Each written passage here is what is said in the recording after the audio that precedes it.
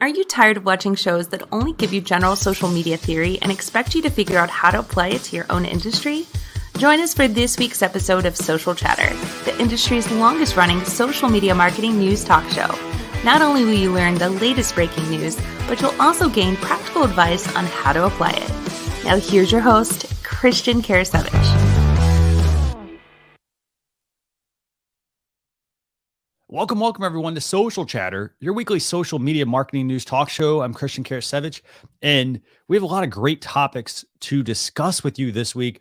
This is episode 283 with myself, Troy Sandage, and this week's guest, Scott Ayres from Agora Pulse. So this week, we're going to be talking about the Clubhouse Accelerator program, Instagram audio rooms, very surprising. In addition to that, we've got an update from LinkedIn as well, who wants to help you improve your LinkedIn ads. And we've got some great tools and some great questions for Scott. So before we begin, I'm going to go ahead and bring on Troy so you guys can meet Troy. Troy's been a guest on Social Chatter actually quite a few times. Troy is at Find Troy, by the way. And I got to say, I love the fact that he grabbed this amazing username, this handle for his accounts. But Troy, it's great having you join us as co-host this week on Social Chatter. It's always great to just be in the atmosphere. I've learned 10 million things from this show, whether as a guest or a co-host. So I love the vibe anytime I'm here. Fantastic. So I know you guys probably are going to recognize this guest that we always joke, he's trying to compete with Bob Hope and Johnny Carson, or I think it's Bob Hope for most times on the show. We have him on quite a lot. He's on social media. He runs the social media lab at Agora Pulse. And basically it's a place where they do a lot of social media testing to help you figure out what's working, what's not working, so that you can then go and implement it in your business or adjust your own marketing strategy. So Scott, thanks a lot for joining us again for Social Chatter. Yeah, it's good to be here. We got to get the count. Like, is it like 10 now? I don't even know. I'll have to find some time to do that. Yeah, I need to go through and see if I can find all of it. But yeah, I appreciate you always having me on. It's always fun to, like Troy said before the show started, like we find all of our new tools to play with from the show. And so it's like, what am I going to play with? So yeah, I appreciate what you do, Christian, is to help us figure those out, because some of us don't, get around to it or don't look for it. So I think this is the show to kind of go to find those tools and the news stuff that others aren't talking about. For sure. And it's the first time I've been on with Troy as a co-host. So awesome. Yeah, it's all kinds of awesomeness going on this morning. So I'm glad we can make the connection here as well. And again, by the way, Scott, I was waiting for you to have, I guess St. Patrick's Day was yesterday? I was like, maybe I'll have the green wig. I really thought that. Yeah. Did you see that? I was actually here. Hang on.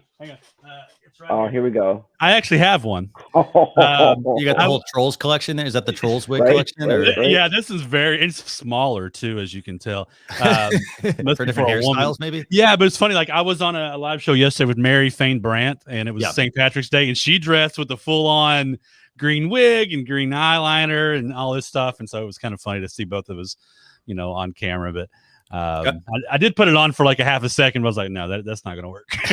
I got to say, we got to come out with one that, you have those color changing bulbs. We need the color changing wig where you can just hit a button and that'd be like, could you got green screen your wig? That would be kind of if you gotta make sure it's fireproof though. Well, yeah. Yes. As I have fire here on my name, which is kind of cool, by the way. This is I was in the live show yesterday with Mary in the StreamYard, broadcast, and I did my name, and it carried over when I hopped into yours. So I thought that was kind of I was like, oh, look at that! I didn't have to even enter my name, and the fire thing still stayed on there. So very cool. So I know we've got a hard stop today, and I know we value our viewers' time. So what I want to do is I want to just kick things off. Troy, what topic do you want to start with, by the way? Oh, y'all already know what we're about to do. What do we got? It's my honor that I can ask this question. All right, Scott, who should use Clubhouse? Or for those who don't have access to Clubhouse yet, Twitter Spaces, or this thing that I just discovered called the Instagram audio rooms? What's your thoughts on that? I mean, you guys know, especially Christian, I'm not a Clubhouse guy user at this point. I'm an Android user. I do have an iPad now, but it's an older one that I bought just to do my Amazon Live show that I've been playing around with and testing. Yeah. So I hadn't got into Clubhouse yet because I'm not a FOMO kind of guy. I think in my 40s with a bunch of kids, I don't have time to be on at night and all those things. So I haven't jumped into Clubhouse yet, although I do understand that there's value there for a lot of people. So some people took my ribbing as there's not value. There is value. I get it. But I do think it depends on your business. Like if you are, you're the pizza joint around the corner over here. You may not need Clubhouse. But if you're a coach or if you're selling courses or you're a thought leader, those are the people who are really accelerating and doing really well on Clubhouse, which is why I think you're so into it, because, a lot of people need to hear your story and they need to hear what you got to say. And it's a great avenue for people at this point. I am more excited about the thought of at some point people being able to record these and watch them later. That way you don't have to lose the audio, and I hope they do that. And now, of course, everybody and their dog is copying Clubhouse, and we saw that coming. Of course, so it begins. Yeah, I will say this. So what's kind of interesting about this, I guess. So this is the Clubhouse Creator First Accelerator program. It's their accelerator program to help aspiring creators on Clubhouse host amazing conversations, build their audience, monetize. And they have a way to sign up for this. So you have basically a month, 2 weeks, I guess, to sign up for this. So I know, Troy, you've signed up for this. How hard is this process? Pretty straightforward? Have you got approval? It is pretty straightforward, especially if you're someone who's already had a club, kind of have a thing going on, is pretty simple. The only caveat, they ask for 3 audio pieces. So if you're like a creator, but you don't have like examples of audio from a podcast or snippets from audio from a live stream that you normally do, because the emphasis is they want you to create a show. So if you can't showcase that you have the potential to be a show host, a show creator, you're not going to be able to get in.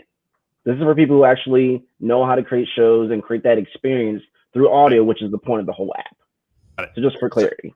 So is this something that like a podcast user would probably like? 100%. So podcaster, live streamer who just pulls some audio. It's only 3 minutes long, so you'll need to take 3 snippets and upload it. I don't know all the details of if music is going to give you a bonus. A lot of artists, I've seen a lot of artists do this already. So just some thoughts on that. Cool. Very cool. So so as you can see, I mean, you have pretty straightforward options. What's your current reach? Again, your reach would be, so that's interesting. So I can answer this too, because I had a talk with someone, not deep on the inside, but they told someone who told someone who told someone who told me, I don't burn relationships, is that this is your overall reach, not just specifically like your Clubhouse reach. And so if you're coming at it with a group, you can actually add their reach, not here, but in another box down below where you're doing a co-host. That can kind of help you get more expansion if you're trying to do it from a group perspective, like a co-host or a panel type situation. Very cool. Okay, cool. Do we know on this monetization, like what is it? Is like people being able to charge, or is it like getting a kickback? Like listens or people in your Clubhouse? Do we have any idea on that? So I definitely know they're trying to, with Twitter Spaces coming around the corner and other ones coming at them, they actually don't have a robust creative outlet to really, bring it out for the creators anymore. So they're trying to keep more creators on the platform. That's why they hired people from Netflix and Instagram over the past couple of weeks to really hopefully focus on that with new growth marketing. So I definitely think they're trying to figure out which pools are going to be the go-to creators to lean on first. They got to do podcasters first. That just makes the most logical sense. Right. But we'll see. Well, and I'll say this. I mean, so basically, okay, so you go and apply, and I'll drop the link, by the way, to apply for this. Pretty much you have 2 weeks to go apply. And then the way that I see this, I think podcasting would be the best thing to do. And the reason I say this is because, one of the challenges I guess I hear about Clubhouse of people on Clubhouse is they're like, I can't see the person.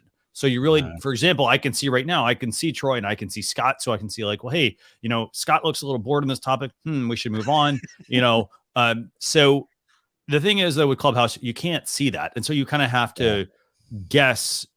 And so it can produce some awkward conversations. So that's where, like, podcasting, I think, makes the most sense as the most sensible thing to send somebody, because with a podcast, I mean, it's they're scripted out in a way. So I like the idea of this accelerator program. I mean, the other reason I really like this is because if you look at social media in general, so like when people started signing up for Facebook and they started creating pages and groups, and then they got on Instagram and YouTube and LinkedIn, for example, there's no book or manual to any of this. Right. And so you do need some help. And so what you had spring out of that was you had all these people like, hey, I can give you social media coaching. And they most of them aren't really up to snuff, I guess, with doing that. So then you had people like, oh, well, somebody told me this. So then someone else told me this, versus I could come right into Clubhouse and Clubhouse will actually help me. Right. So I like what Clubhouse is doing with this. Do I think it's the right platform? I think we'll see in about a month when Twitter Spaces comes out. So do you guys have anything else you want to add for Clubhouse? I mean, like you mentioned, okay, so if I'm the pizza parlor, for example, down the street, maybe I don't want to do Clubhouse. Should I, like, anything else from a business perspective regarding the Clubhouse Accelerator program? Not for me, but I do think this is, you got to figure out your audience. You know your audience. So if your audience is like we all do live shows. So we probably could have an audience on Clubhouse if we haven't started one yet, or Twitter Spaces, or whatever else, because people are used to our voices, are used to us talking, more comfortable talking live. Where if you're not that, like I think of the guy at my local gym who went live the first time, and it was the most awkward live you've ever watched for 10 minutes, him staring at his iPad. Anybody there? Yep. Anybody there? Anybody there? You wouldn't want to, those guys it's not a fit for them, because there's really it's not their thing. But if it's your thing, you're doing live video already, I do think you could or if you're doing podcasts already, you can easily move over and do a Clubhouse, have a short talk maybe, and drive people over to somewhere else. So I do think there's value in all these audio things, but if you don't have the audience for it, just like anything, don't waste your time on it. If you don't have it on, like here where I live in small town Texas, Twitter does not work for anybody, because they're just not, there's no need for it. They're not, they know what's going on in the news locally. No one's doing it, but you get into bigger cities, like when I live in Houston, Twitter's everything for businesses. So I think it just depends on your business for sure. Troy, anything else you want to add on this? I mean, I love Scott's point about, looking at your location and your audience that's around you. Like, what do you think, though? Anything else you want to add on Clubhouse, or do we want to move to the next topic? I can go real quick, and I know we're going a little bit deeper on just the audio only overall. My thoughts on, it's not specifically heavy geolocation unless your business is heavy geolocation for sure. If that's the case, you're going to have to do a lot of filtering, and unfortunately, Clubhouse doesn't have like that mega filter where you can pull it down. You're going to have to put in a lot of extra groundwork just to target folks who live in that area. But I'd say if you're a business, if anyone in your business or you yourself is doing a lot of talking, and your business structure requires you to educate on any way, shape, or form, Clubhouse could be an easy pull for you. It's really kind of like, hey, just throw a whole bunch of folk in there, a phone call, and see what happens. It's a group chat, it's a party line. And I've seen people in fitness go ahead and do it. I've seen people who were even chefs who were just explaining, they were literally cooking. I mean, the sounds are making me hungry, but they're literally cooking, and it's kind of the ASMR type of vibe. How to make certain things, and are walking people through it. So if you do a lot of talking, there's an audience for you, but it's not like all other platforms where you kind of get a head start or can really target with ads or things like that. You got to build it, and have someone who has actually built a club from scratch, not when they allowed everyone to just have a club overnight. It's a lot of time and investment. And if you don't have that type of flexibility in your business, it won't work. Good points. Good points. So speaking of, these audio only rooms, I want to move to the next topic. And the next topic is, it's the fact that Instagram is testing out Instagram audio rooms. What do you guys think about this one? That's it. I don't know. I mean, I have mixed feelings about it. Yeah, I do too. I mean, my thing is we know everybody's going to copy it. What Clubhouse did. Clubhouse figured, it's just like when Blab came out years and years ago. And everybody went, oh, everybody wants live video, let's do it. It took a long time for Facebook and everybody else to do it right. And they're still tweaking it. But I think we're seeing everybody copy it. But the interesting thing here is you've already got it's like Twitter Spaces. If you already got users and followers there, it's an easy add-on to your content marketing. and could be a fun thing for people to do. Just so I think that's why you're going to see all these hop on that, because now I don't have to go build a new following. I'm already here. I'm already doing my thing in Instagram. It'd be interesting to see what they do. Is it expiring content? Is it stay in like IGTV, which never has gone over really well? Yeah. What do you think, Troy? It's interesting to see what they'll do with it, if they do anything with it. I'm curious. So, Scott, I'm going to ask you a follow-up question. When we look at Instagram, it feels like a mall. We got IGTV, Fleets, Stories, the original grid. They're trying to do the 4 Squad live, and now we're doing this. Is it too much? Is it overload for you, or are you cool with it? I think it's overload for the average user. Like, I think of my wife, who's a kindergarten teacher. She doesn't know what IGTV is. She doesn't care about Reels. She's on the feed, and she's sometimes in Stories. Other than that, she's not going to do live. She's not going to. So I think the average person isn't. I think it's too much. Where you and I, the three of us, we're marketing nerds who like to play with everything, be on constantly. Mm-hmm. So we dig this sort of stuff. But yeah, I got to think the average user is a little like, man, what is all this when they hop in? So I do think it's a little too much. I think anytime you try to be all things to all people, you end up failing at almost everything. So be good at one thing, instead of trying to be average at all of them. And I worry about that with Instagram right now, with all the stuff that they're trying.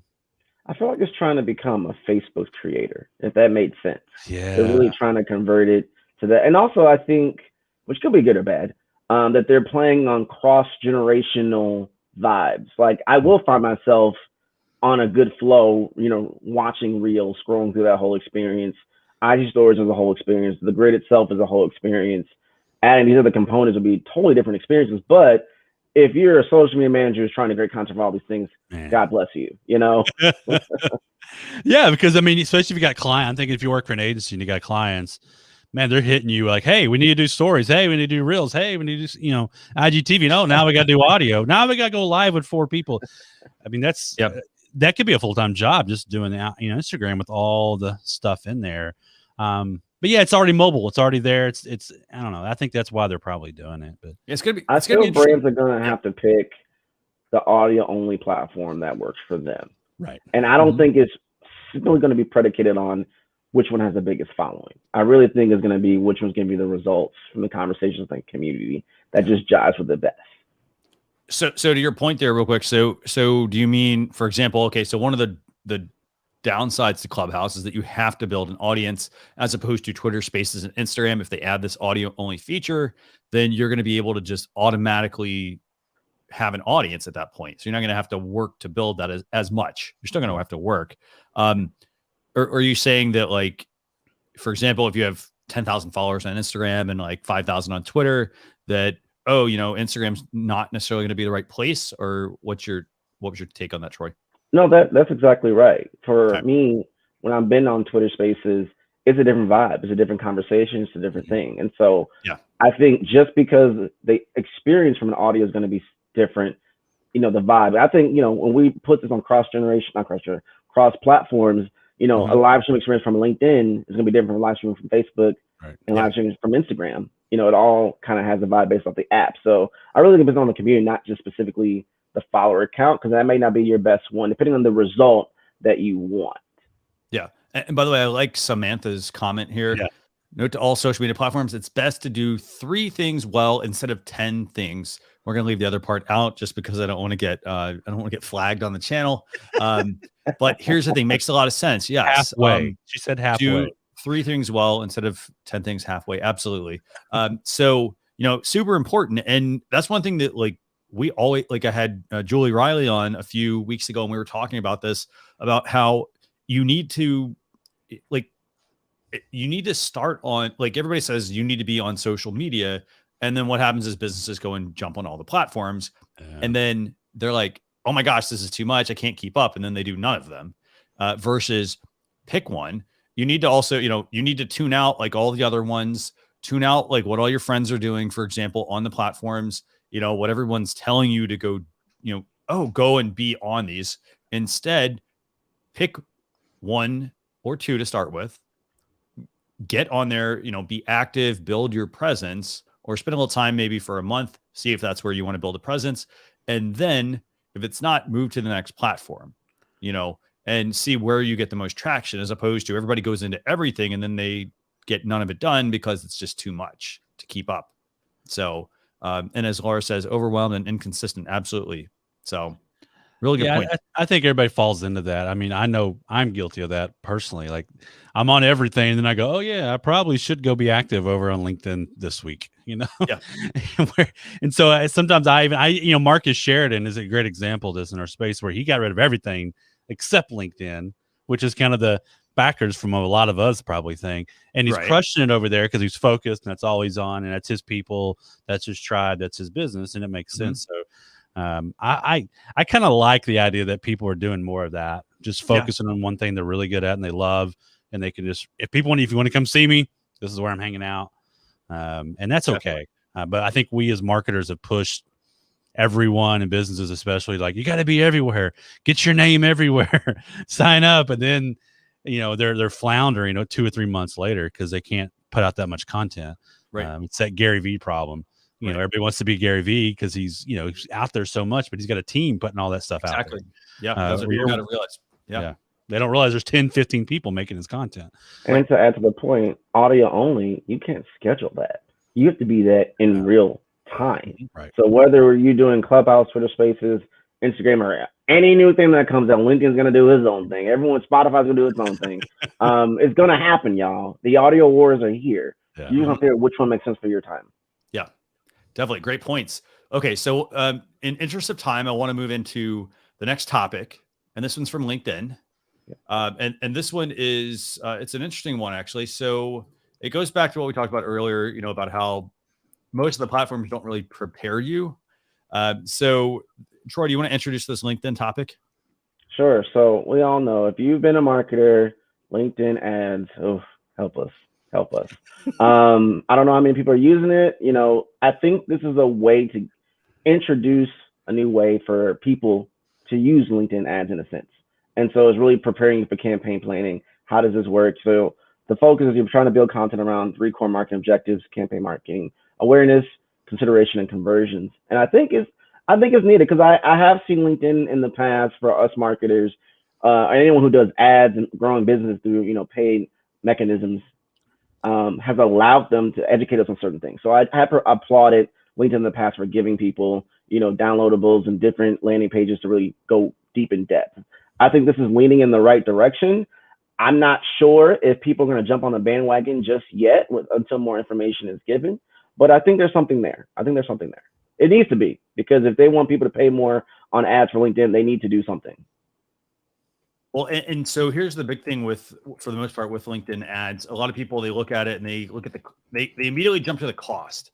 Yeah. And that's the thing. That's the same thing that happens a lot of times with a lot of things. I mean, people always jump to like the cost of things, and they're like, hey, like it even comes down to products. When you buy products, people go and buy products and they don't buy, like, they look at Apple, for example, and they say, hey, Apple's too expensive. And it's like, well, it's not expensive when you actually break it down upon, like the audience, for example, the type of product that they sell. Most people, for example, on average are like, hey, I keep my Mac longer than I do my PC, or twice as long. So therefore you may be spending more, but you're getting some, you don't have to take it into the shop as much or at all, for example, to get it worked on. The same thing though with LinkedIn ads here. I mean, so like LinkedIn ads, when people always look at them, they compare them to Facebook ads, and it's like, well, Facebook ads are much cheaper than LinkedIn ads. So they're going to go with Facebook ads, but it goes back to what you talked about earlier, Troy. And that's the fact that people need to know what channel they're on and who they're trying to serve. Because, if their audience, for example, is like, you can run Facebook ads because they're cheaper. However, LinkedIn ads, if they're going to help you reach the right audience and get you in front of the people you want to actually be in front of and sell your product to, then definitely run the LinkedIn ads. Don't just run the Facebook ads because they're cheaper. It's not the right audience. Right. What do you guys think? Scott, anything you want to add on this? I mean, I haven't run LinkedIn ads just because, you got to have the product. Like you said, it's going to cost more. But from what I understand and hearing from people, yeah, it's going to be more. But if you have a high value product, let's say you're selling, a course that's $1,000, and yeah, you got to spend more per click over there, but you can target it so well, to people's job titles and certain regions. The job title thing is unique, I believe. I don't think I've seen that anywhere else. that it has high value, but you're not going to go over there and sell orange wigs. I mean, Right. it wouldn't make any sense. You're not going to sell low dollar stuff. So you got to have a product that can get a return, but people who do it right, though, do it really well. So I like that LinkedIn's helping people out because, like you said earlier, in the beginning, all the social platforms just said, hey, here we are, figure it out.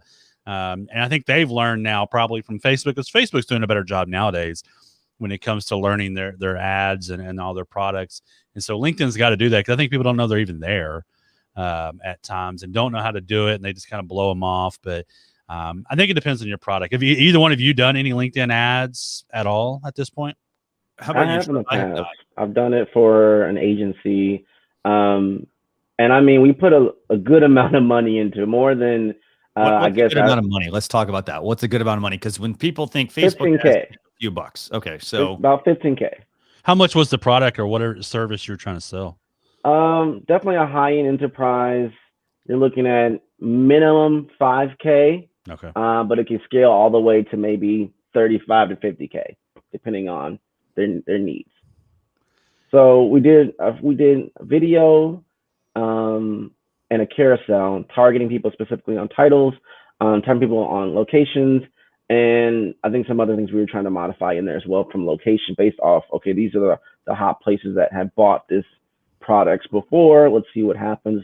We did the numbers. We did it slightly different than we would Facebook just because we had more data available for the higher end level people, but the constructs, if you've done any mega deep level of Facebook ads, was kind of the same. And it was a time suck because we're just trying to modify, wait, modify. Y'all know the struggle.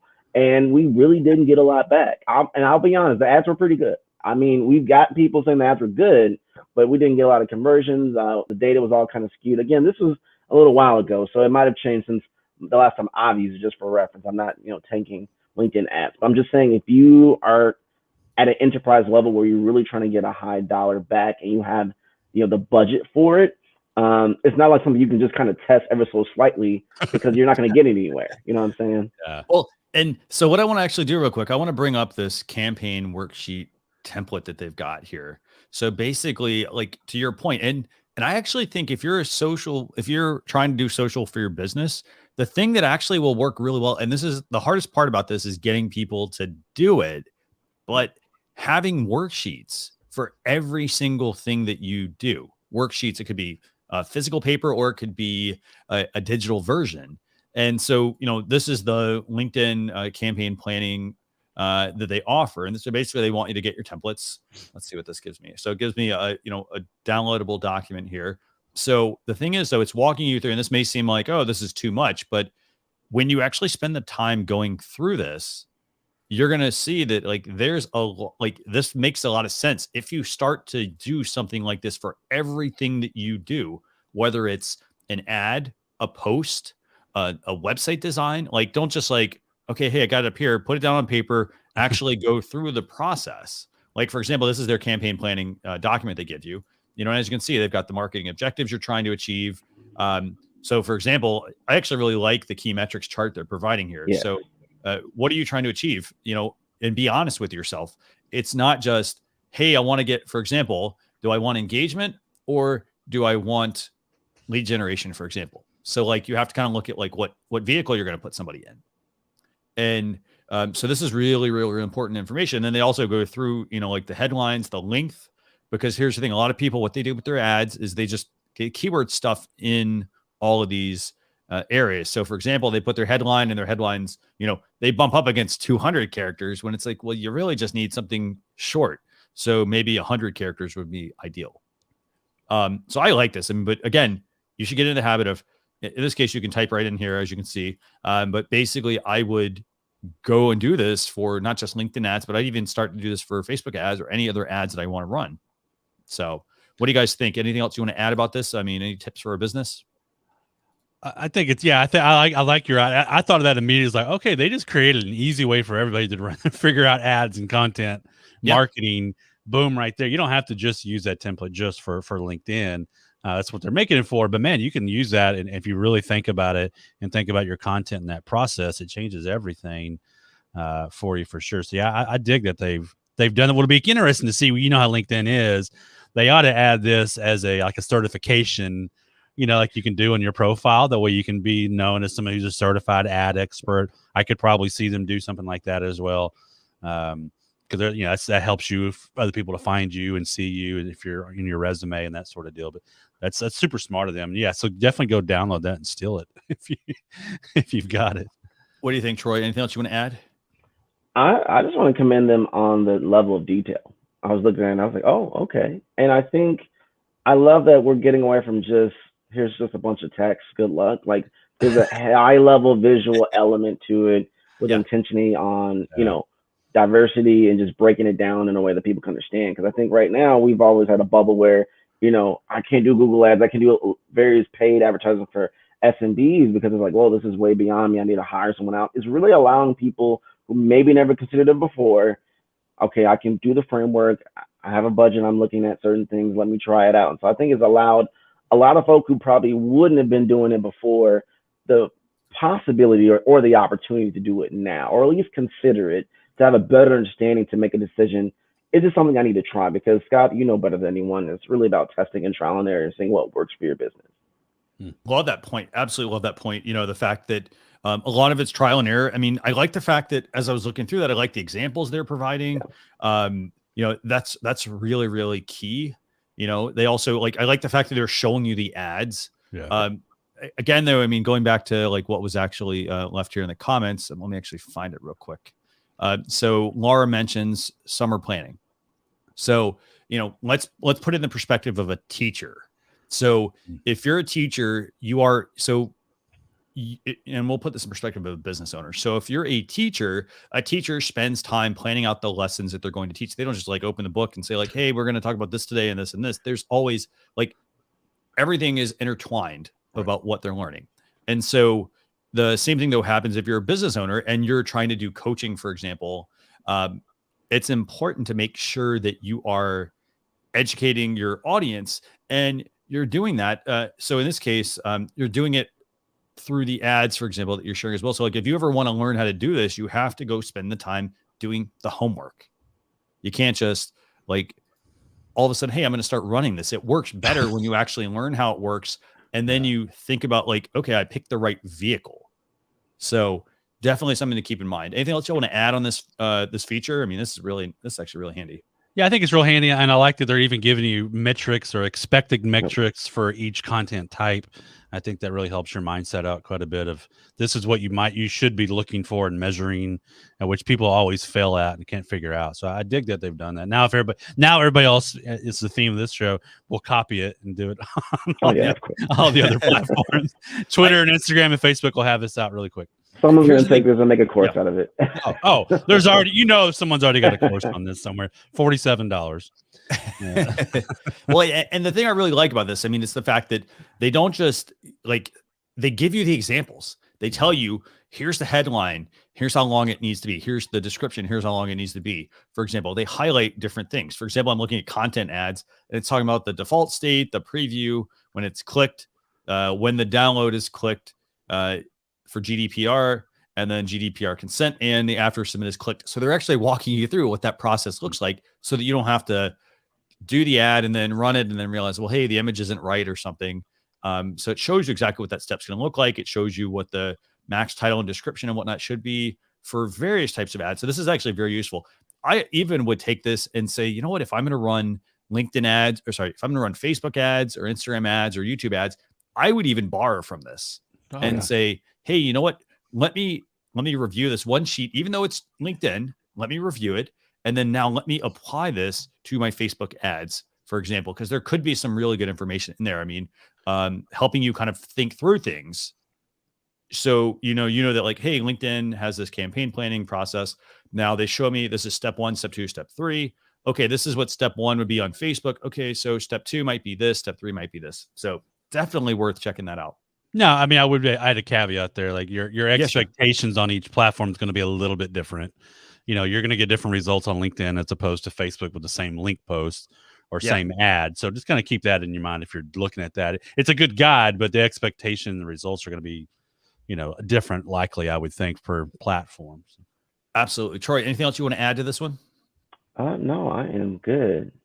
So what we want to do now is we're going to switch gears. So basically we have 3 acts of the show. So Act 1, we talk about what's new this week. Act 2, though, is where we talk with our guest, Scott Ayres from Social Media Lab. And then Act 3 is going to be tool time. So let's go and we have a couple questions for Scott. Scott works at Social Media Lab. I know this week we talked about the Clubhouse Accelerator program that they're going to be launching, and obviously Instagram audio rooms at some point as well. So Troy, do you have any questions pulled up for Scott by chance? Yeah. So Scott, when you think of certain businesses, how can they test to see if audio will work for them? I know we kind of highlighted that at the beginning, but to get a little more deep on that, what do you think off the top of your head makes sense for people how they can test to see if it works, the benchmarks? I mean, I think for one, I would go look see what others are doing first in your space. See if there's anybody else out there, like you mentioned. And now I'm curious. I was like, get out, Troy. I want to listen to a chef cook food. Like I do want to. Yeah, that's an interesting sensory experience. We can talk offline about it, Scott. I'm thinking like bacon cooking, while you're the sizzle of it. A friend of mine, actually, I'm interviewing him today on my one of my shows on Agora Pulse. He was cooking bacon on his live video, and you could hear it like crazy. But yeah, so I think you got to go out there and see what other people in your space, in your industry, are already doing, and see if there is an opportunity for you there. And then, I go back to our friend, Brian Fanzo always says, just press the damn button. Just go try it. I mean, the worst case scenario is no one shows up to it and you just move on. I mean, the good thing about like Clubhouse, for example, no one shows up, it goes away. So nobody knows that no one was there, but you at least tried it and you attempted it. So I think in anything, it's worth attempting. If it makes sense, you can figure out the time, you can figure out a strategy. I would say, for example, I'm in the middle of a week. I'm daily going live on Amazon right now as part of a test. I've got my content planned out for the 5 days that I want to do, the topics I want to talk about each day. The same with the audio and Clubhouse. You got to have a plan. Don't just go, hey, here I am, come hang out. No one's going to show up probably unless they just really love you and you're fine Troy or something. But most people aren't going to do that. So you got to have a plan, have some content planned out, have some guests lined up that people may know. I mean, that's really where this took off. If you go look at when Elon Musk showed up, and broke Clubhouse, that got everybody excited because it's Elon, and so I think you got to have that plan. You got to have some guests lined up, and just give it a go. Maybe say, all right, I'm going to do one a week, for a month, and let's just see what happens. Don't commit yourself there daily, probably, because you're gonna fail at that. Because Wednesday is going to come around and one of your kids are sick and you can't do it. So give yourself some leadway, and plan it, and give yourself some time to measure the data and see if you're getting conversions, whatever your conversions might look like. It's going to be different for everyone. And drive people. I would say most, and Troy, you're probably a little more expert on this, but I mean, I would think if you're on there, you're driving traffic back to your website, you're trying to get people to sign up somewhere. Hey, go find me over here at bit.ly, whatever, for a course or something of that nature. So you got to have all that planned out before you hop into it. Otherwise, you're just going to fall on your face. And then you're going to be like a lot of the naysayers and say it's a failure, but it really wasn't the app's problem. It was your problem, and your lack of planning. So that's kind of my just off the top of my wig thoughts, on that, Troy. So I have a question then real quick on that. So you mentioned, okay, so you go there and you try it out. How much time should you give it? So so how much time should I give it? I guess as a business. Yeah. I mean, for me, I want to get at least, if I'm doing one a week, I'm going to do it for 5 or 6 weeks, just to see. So I have some sort of data to see what the anomalies might be, see if I have an average. The worst thing people do in social media is they do one thing and they look at the results from the previous posts or whatever it might be, and it didn't do as well, or it did better, and they make a pivot, or it just might have been luck, or it just might have been a bad day if things did bad. So I think it's why you got to have the averages. You got to take at least, I like to do any organic test, especially, it's 5 to 6 weeks of consistently posting that type of content, and then getting my averages, because the averages are going to help you know if you're testing the algorithm or if you're testing the audience. And that's something you did. And I'm reaching over because I realized I plugged my MacBook in wrong, and I'm my battery is about to die. I was going to fix it to go away. So, okay. Oh, let's see. Hold on. So Scott hopefully is going to come back in. Well, we'll see if Scott comes back here. Hopefully. What I was going to say real quick on that also is that, so Scott said, hey, look at others in your industry, test, run your test for a certain amount of time. He said 5 to 6 weeks. I would actually bump that to just an even like 2 months, maybe, Troy, 2 months, and then and do it consistently. So if you go live once a week for 2 months, go live on the same date at the same time. And then I would also ask your audience for feedback, because your audience, they could tell you like, hey, you know what? I don't actually use an audio only platform.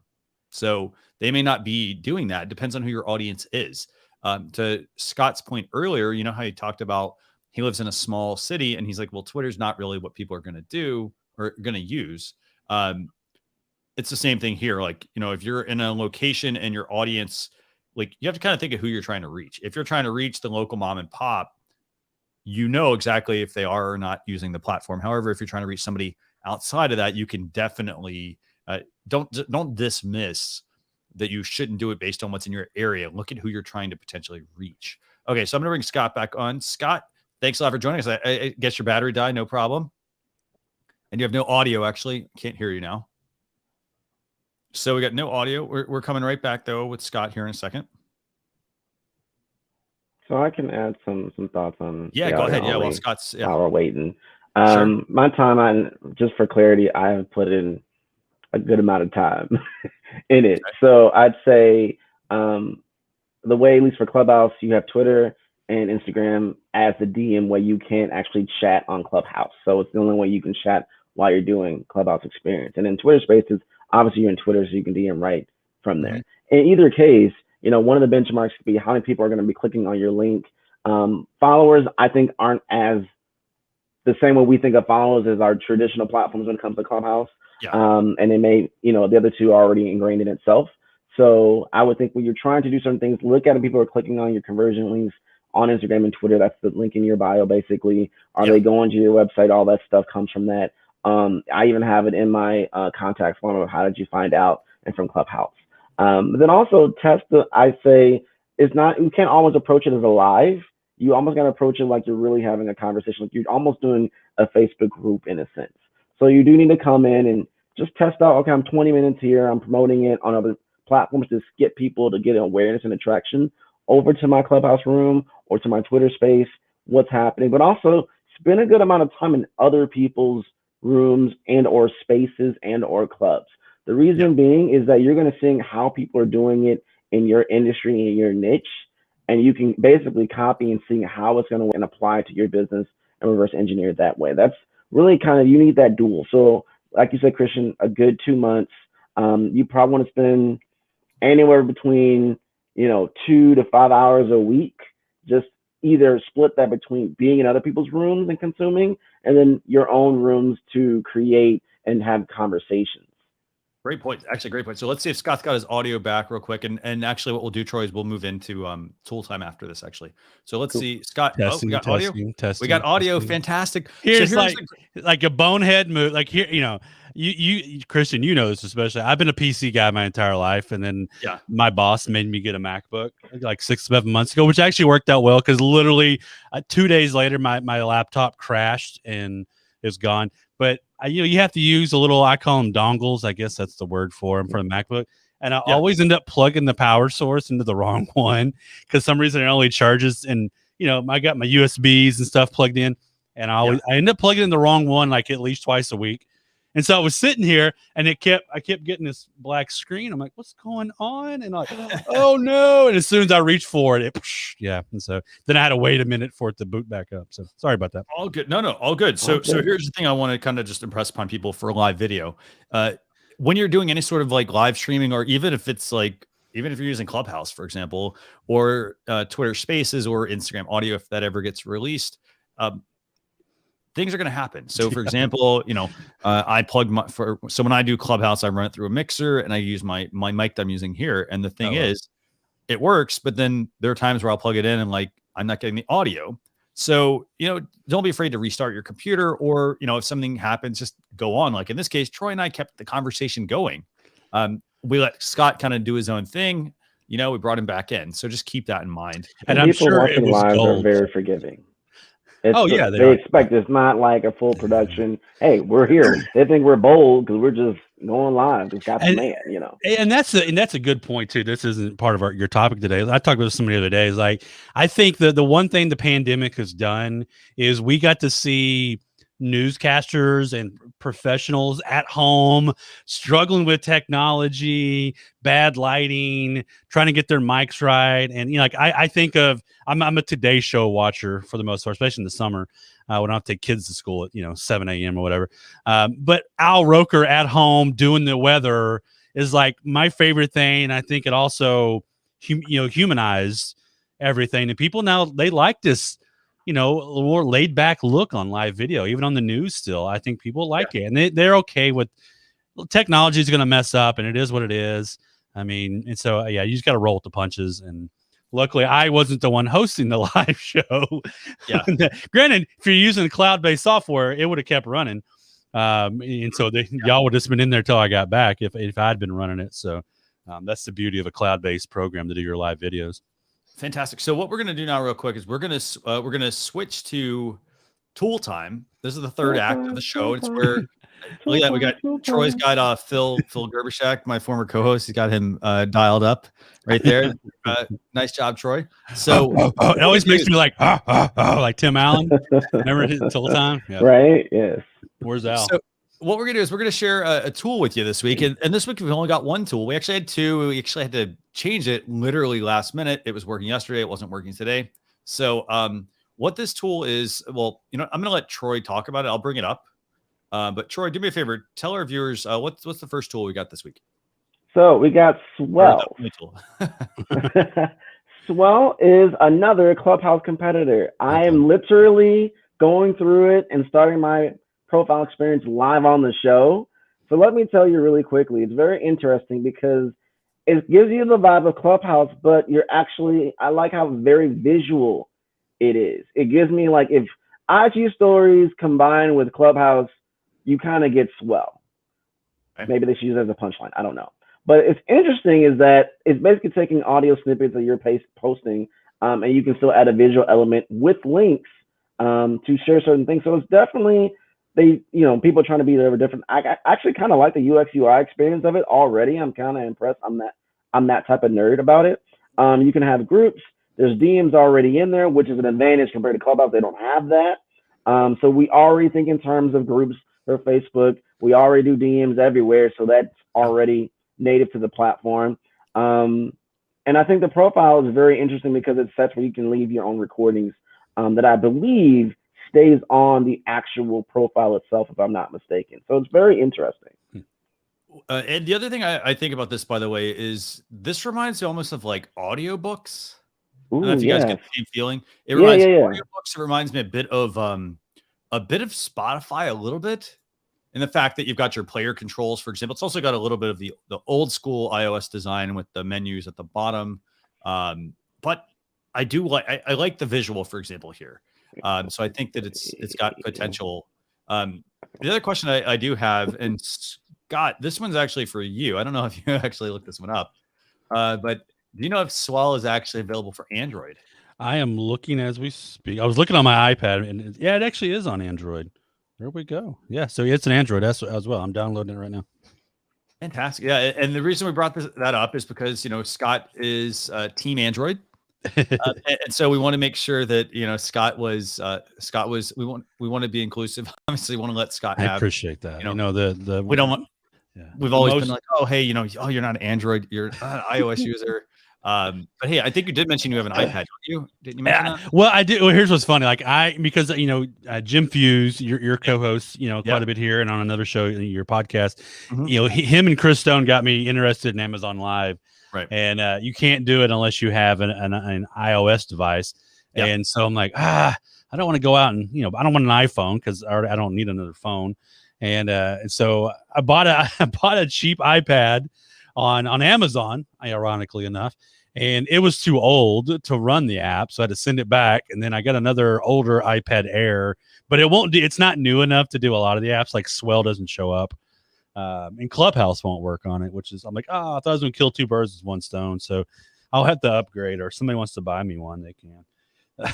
But yeah, definitely, I definitely think it's in. And I did learn, like, because I've been ragging like Clubhouse. Why is Clubhouse not on Android? But somebody who does Android apps explained to me how difficult it really is because there's so many different types of Android phones in different types of operating system. They're not consistent, that it's so difficult and to produce an Android app, where an iOS app, everybody's on the same operating system. And so it's actually easier to produce an iOS app versus Android. And that's why Clubhouse isn't on Android at this point yet, because it's just too much. Now, if they would just done that first, maybe it would have been a little better. Or do it on desktop. If Clubhouse were on desktop, I'd be like, oh yeah, I'm all in on this thing. But yeah, so I am shocked though that this Swell app is on both, because we're seeing so many of them that aren't right now. But yeah, it's pretty interesting so far. That's pretty interesting. So anything else you want to add about Swell, by the way? It feels nice. I'm just is going through it. Is it like stereo? Have you any of you guys played around with stereo yet? I've not played around coming up. Stereo is very similar to Clubhouse, except for only two people talk at a time. So it's really intriguing to some of the conversations that are on there. You can just get on there and start swiping. It's almost like a Tinderist kind of thing. You swipe left and right, through there to listen to people, and it's just two people talking, and there's little animated heads and their mouths move, which is so weird. And then you as somebody listening, you can actually send them like 15-second audio and questions and stuff, and they can play it. Nice. But it's an interesting one as well. But yeah, I will warn you, the conversations on there aren't necessarily always business focused. So you kind of have to know when you get over. But it's another one of those audio apps that are just popping up like crazy right now. Very cool. Anything else you want to add about this week's tools, guys? Yeah, I just wonder how many of these everybody's jumping on the bandwagon. Is how many of these can really succeed? Mm-hmm. So, I mean, you got to think only one or two of them will do it well enough to stay around long term. Yeah. You get 10 or 15 of them you're going to see it. They're going to pop up. Right. Just like everybody's copied TikTok and everything else. But at some point you got to just go, okay, I'm only going to be on one of them, because that's where I can focus on and not really get too invested. In something like Swell might be something worth investing in, to kind of figure it out, especially if you're an Android person. I'm still waiting for it to load, by the way. It's just sitting here circling on the United States of America thing. But yeah, I think you got to figure that out. Like, who's going to be around long term? Yeah. I think also usability. So, Scott, to your point, if someone makes a Clubhouse alternative that is going through desktop, and I also think I'd add just to challenge folk who think certain things, like, be open-minded, because just because it limits something that you're used to having doesn't mean that it can't be very good for your business or yourself or your brand. Yeah. But when people are tying in and tapping Clubhouse that same experience and tying into short video snippets, having access on Android more extensively, access to where you can record, funnel to certain maybe podcasting on your computer. Those are going to be next level stuff and game changers. So either they're going to, someone's going to pull a Facebook and try to acquire it and just do certain things. Yeah. So it's going to be interesting where this goes off from here. Yeah, I've said up from the beginning that LinkedIn, aka Microsoft, they should buy Clubhouse. I think Clubhouse is very suited for the LinkedIn mind, because it is more thought leadership that goes on there. The conversations are more business focused and, a little more, because you don't think Facebook, it's the random everything. You might be friends with your aunt, your uncle, your cousin, your high school classmate, and then a bunch of business people and people in your industry, where LinkedIn, you tend to stay in your industry and stay in your lane a little bit more. So I think Clubhouse could really expand over there. The bad thing is with LinkedIn, it would take them like 6 years to do anything with it. And we still be applying for the beta program 6 years later, like with LinkedIn Live. I still haven't got LinkedIn Live for my personal profile, but that's where I would love to see what LinkedIn could do with it, because I think that audience would eat it up. It's their jam. Fantastic. So we're at the end of the show this week. We actually are under time at the moment, so I got like 2 minutes. I just want to run through just a couple of quick things for everyone. So for starters, I want to thank Scott for joining both Troy and I this week. Remember, we're going to have a blog post that'll go out over the weekend. You can get that at socialchefs.com/daily. Now, in addition to that, though, Scott, what's the best place for people to get in touch with you? I know we've usually have your Twitter account, but is there? Yeah, you can just run over to agorapulselab.com. That takes you over where all of our blog posts are at and links to podcasts and all those sort of things. Very cool. And Troy, what's the best place for people to get in touch with you? At Find Troy. I'm actually going to make a new website soon, so look out for the thing for that. But at Find Troy, anywhere in the world. Awesome. Yeah, and that's a key thing. I mean, so to Troy's point, make sure if you've got a username you want to get for your accounts, claim them ahead of time, but you don't have to start on all the platforms at once. Yeah. So claim them and then pick the one you want to work on. Just a couple of quick notes as well, by the way, blog post going out this weekend, socialchefs.com/SC283. That'll get you directly to the blog post. We also have the Alexa flash briefing. That's also going to go out. That's a 7 to 10 minute version of this. Basically, it's an audio version of the show where I just do a quick recap. And then don't forget to join us next Thursday at, let me just double check this time real quick. We're going to have, let me see who's actually on next week. I think it's actually, let's see. So next week, we're going to have Jeff C. on. Jeff C. is going to be joining us at 8:30 a.m. Eastern Standard Time. So we tend to vary the times, but 8:30 a.m. That's on youtube.com/socialchefs or facebook.com/socialchefs. Again, I want to thank you guys for watching. Hope you guys learned a lot about the Clubhouse Accelerator program, Instagram audio rooms, and obviously the new LinkedIn campaign planning workshops to help you continue to improve and grow your business. But we will see you all next week. Thanks a lot, everyone. Bye.